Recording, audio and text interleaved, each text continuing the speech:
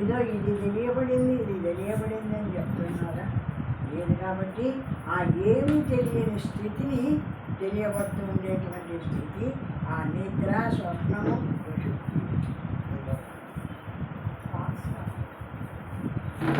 ఇది అన్యదాగ్రహణము అగ్రహణ రూప విపరీత జ్ఞానము నశించుట చేత తురియం పొందబడుతున్నది. ఈ అన్యదాగ్రహణము అజ్ఞానము రెండూ పోతున్నాయి. రెండూ పోయి ఏదో ఒకటి. ఇప్పుడు మనం ఒక బ్రహ్మాన్ని ఎప్పటి నుంచి చెప్పుకుంటూ ఉంటాం. ఆ బ్రహ్మం ఏమిటి అంటే ఒక జ్ఞానస్వరూపము బ్రహ్మము అని చెప్పుకుంటున్నాం. ఈ బ్రహ్మాన్ని ఇతరులకు చెప్తే దాన్ని తెలుసుకునే యోగ్యత వాళ్ళకు ఉంటుందా? ఎందుకు అంటే దానికి ఈ ప్రపంచానికి సంబంధించినట్టు నామరూపాలు ఏవైనా ఉంటే ఇట్లాంటిది అని చెప్తే తెలుసుకుంటారు. ఏ నామరూపాలు లేనటువంటి శుద్ధ జ్ఞాన స్వరూపం బ్రహ్మం. ఆ బ్రహ్మాన్ని గురించి చెప్తే ఎవరికి అర్థమవుతుంది? ఆ బ్రహ్మ విచారం ఎవరైతే చేసినాడో ఆ బ్రహ్మత్వాన్ని ఏ విధంగా మనలో ప్రకాశిస్తుందో జ్ఞానస్వరూపము అని ఈ శరీరం ఉండవచ్చు, మనస్సు, బుద్ధి, ఇంద్రియాలు మొత్తం అన్నీ ఉండవచ్చు. కానీ సర్వాన్ని తెలుసుకుంటుండేటువంటి శుద్ధ జ్ఞానము బ్రహ్మస్వరూపము. ఆ జ్ఞానము నానస్వరూపము అని తెలుపుతుంది ఈ వేదాంతం. ఇచ్చట స్వప్నమును మాత్రము చెప్పి జాగ్రత్తావస్థను చెప్పకపోవుట చేత ఆ తత్వదృష్టిలో ఈ జాగ్రత్త స్వప్నములు రెండు సమానమే. అది ఈ జాగ్రత్త ఏమో సత్యం అనుకుంటావేమో, ఆ స్వప్నం ఎట్లాడిదో ఈ జాగ్రత్త అట్లాడితే ఇది చూస్తూ ఇప్పుడు ఈ జాగ్రత్త ఉంది ఎప్పటికీ ఉంటుందా? స్వప్నం లేకపోతే ఈ జాగ్రత్త కనపడడంలే. ఏమి ఆ స్వప్నం నుంచి నిద్రలోకి పోతే ఆ స్వప్నం కనపడడంలే. నిద్రలోంచి జాగ్రత్తలోకి వస్తే మళ్ళీ నిద్ర కనిపెట్టడం.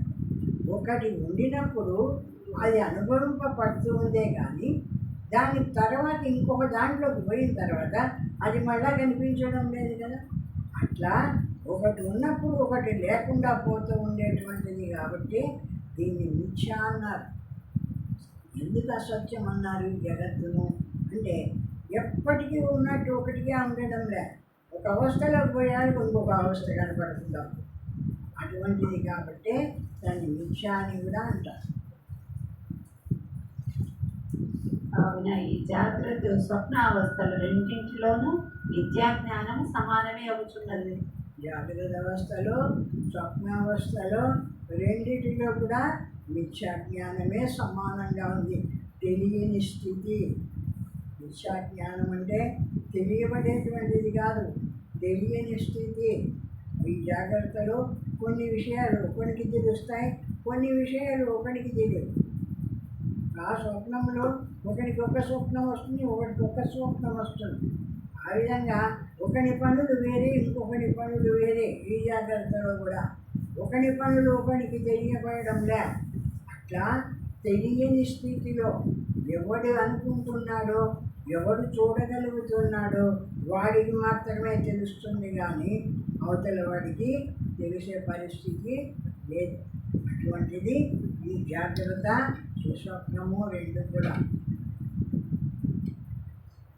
అనాది మాయయా సుప్తో యథా జీవ ప్రబుధ్యతే అజమనిద్రం అస్వప్నం అద్వైతం బుధ్యతే తదా.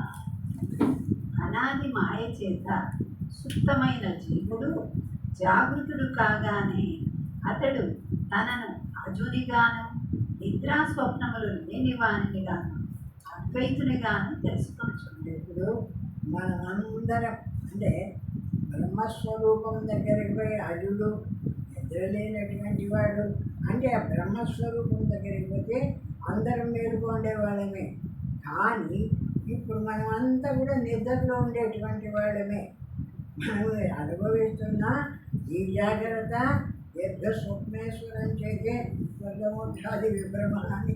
ఈ జాగ్రత్త కూడా ఒక స్వప్నం లాంటిది. ఆ స్వప్నంలోకి పోతావు. ఆ స్వప్నం కొద్దిసేపు అనుభవింపబడుతుంది, అది లేకుండా పోతుంది.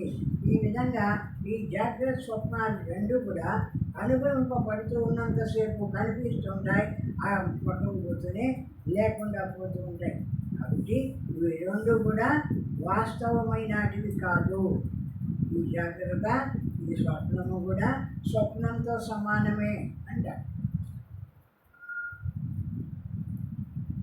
వేదాంత సాధన చేతను, ధ్యానము చేతను ఆ దివ్య చైతన్యమును తెలుసుకొని ప్రబుద్ధులైనంతనే వేదాంతం బాగా విచారణ చేసి ఆ బ్రహ్మ చైతన్యాన్ని, పరమాత్మను గురించి బాగా విచారణ చేసి తెలుసుకొని ఆ ప్రబుద్ధులైనటువంటి వాడు అంటే ఆ బ్రహ్మం బాగా తెలిసినటువంటి వాడు అని ప్రబుద్ధులైనంతనే మనము కూడా ఆత్మీయముగా ఆ తత్వమును అనుభవించగలుగుతున్నామని మనకు నమ్మకము కలిగింప కారికాకారుడు ప్రయత్నించుతున్నారు. ఆ బ్రహ్మస్వరూపము ఏది ఉందో సర్వానికి అతీతమై అందరికీ తెలిసేదానికి, అనుభవంలోకి వచ్చేదానికి అనుకూలంగా ఉంది. అటువంటి విషయాన్ని మనకు దగ్గరికి తెచ్చి చెప్పిన మహానుభావుడు ఇంకా విశదంగా చెప్తున్నాడు. అటువంటి బ్రహ్మస్వరూపుడే నీవు ఏ సమయంలో అంటే జాగ్రత్తలో ఉన్న బ్రహ్మస్వరూపుడివే, చూసేటువంటి జ్ఞానస్వరూపుడివే. స్వప్నంలో ఉన్న చూసేటువంటి జ్ఞానస్వరూపుడివే. సుషుప్తిలో ఉన్న చూసే జ్ఞానస్వరూపుడివే.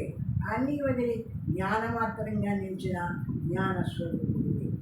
ఆ జ్ఞానస్వరూపమైన నీ తత్వము ఏ అవస్థల్లో కూడా మారడం లే. అవస్థలు ఒక దాంట్లో ఉన్నది ఒక దాంట్లో లేకుండా మారిపోతూ ఉంటాయి.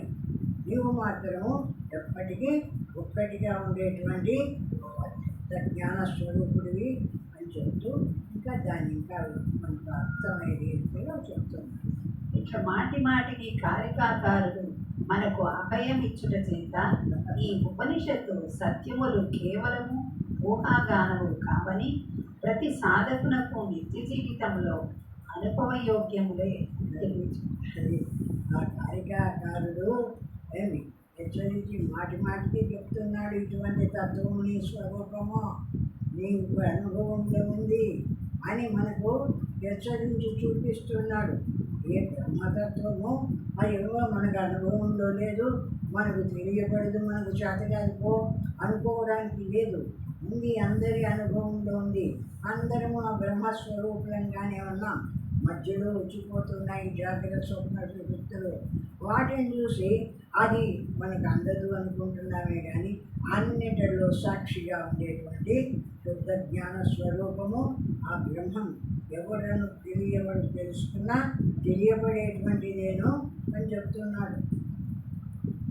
మానవుడు ఇప్పుడు ఆ తత్వము, ఆ ఆత్మతత్వము సర్వవ్యాపియు శుద్ధ చైతన్యము అని తెలుసుకొనలేని భ్రమారూపమైన సుషుప్తిలో ఉన్నాడు. అది మనమంతా నిద్రలో ఉన్నాం.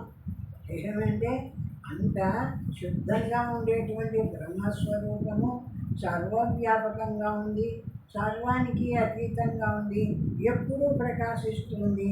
అటువంటి బ్రహ్మము సాక్షిగా మనలో ప్రకాశిస్తూ ఉన్నా దాన్ని తెలుసుకోలేక నిద్రలో ఉన్న వాళ్ళ మాదిరి, నిద్రపోతున్న వాళ్ళ మాదిరి ఉన్నాం మనం. ఆ పరమాత్మను తెలుసుకోకుండా ఇట్టి సుషుప్తి సృష్టి కాలము నుండి అనాదిగా అతని అది ఎప్పటి నుంచి ఉంది అంటే సృష్టి ఎప్పుడు మొదలైందో అప్పటి నుంచే అనాదిగా ఉంది. ఈ పరమాత్మ స్థితిని తెలియనటువంటి అజ్ఞానము, ఈ ప్రపంచ విషయము ఉండడము, ఇదంతా ఈ ప్రపంచ విషయాన్ని వదిలేసి నువ్వు ఆ బ్రహ్మత్వాన్ని తెలుసుకోవాలని ప్రయత్నం చేసి దీన్ని వదిలి ఏది నా స్థితి, అది బ్రహ్మం అంటే ఏమిటిది, దాని పని ఏమిటిది అని ఏ పొద్దున్నా విచారించి తెలుసుకున్నావా? తెలుసుకోలేదు కాబట్టి నీకు తెలియకుండానే జన్మలు దాటిపోతున్నాయి అంటే అనేక జన్మలు దాటిపోతున్నాయి. ఈ జీవుడు తన అనాది నిద్ర నుండి మేల్కొనినచో అనిద్రమై అనాది అద్వైతమైన ఆత్మతత్వమును తెలుసుకొని జాగృతిని పొందుతున్నాడు.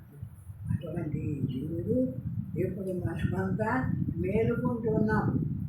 ఏమేంటే ఆ శాస్త్రాన్ని విని ఇటువంటి జ్ఞానస్వరూపమైన పరమాత్మ ఒకటి ఉంది.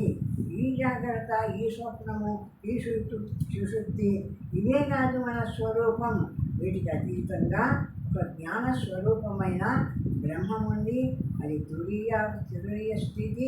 ఆ విధంగా పరమాత్మ ప్రకాశిస్తున్నాడు అని శాస్త్రం చెప్తుంది.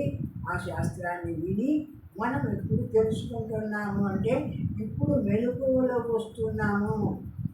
ఇంతకాలము నిద్రావస్థలో ఉన్న దాంతో సమానమే.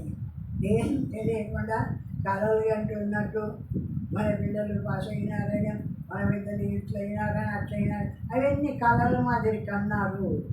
ఇంతవరకు అంత స్వప్నావస్థలో ఉన్నారు.